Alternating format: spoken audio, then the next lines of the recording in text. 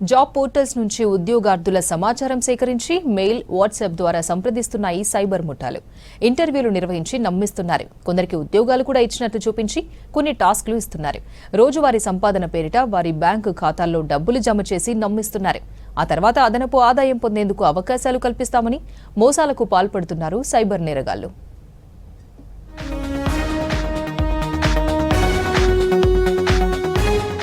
బంధుమిత్రులను సభ్యులుగా చేర్పిస్తే అధికంగా కమిషన్ ఇస్తామని మోసం చేస్తున్నారు సైబర్ నేరగాళ్లు. స్టాక్ మార్కెట్లో తమ కంపెనీపై పెట్టుబడి పెడితే అధికంగా సంపాదించుకోవచ్చని ప్రజలకు ఆశ చూపుతున్నారు. పెద్ద మొత్తంలో డబ్బు వచ్చాక కమ్యూనికేషన్ ను కట్ చేస్తున్నారు సైబర్ నేరగాళ్లు.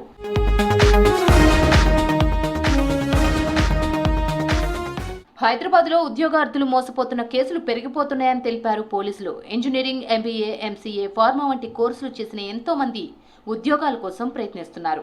ఉద్యోగాలు ఇస్తామనగానే ఆశతో వాళ్ళు చెప్పింది చేస్తున్నారు. సోషల్ మీడియాలో part time, full time jobs ప్రకటన చూసి ఫోన్లో సంప్రదిస్తున్నారు. ఉద్యోగార్థుల విద్యార్థులను సేకరించి ఇంటర్వ్యూ కూడా చేస్తున్నారు సైబర్ నేరగాళ్లు.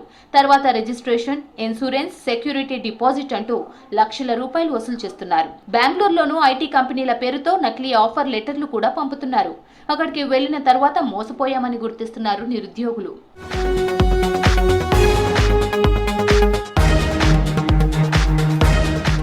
హైదరాబాద్ సైబర్ క్రైమ్ పోలీసులు అరెస్ట్ చేసిన 61 మందిలో 25 మంది పార్ట్ టైం ఉద్యోగాల పేరుతో యువతను మోసం చేసిన వారే ఉన్నారు.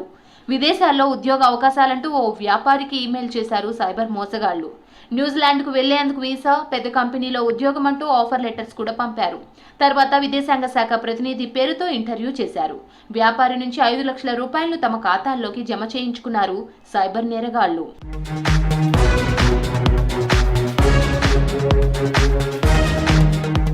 సైబర్ నేరాలపై టోల్ ఫ్రీ నెంబర్ 1930కు ఫిర్యాదు చేయాలని సూచిస్తున్నారు పోలీసులు.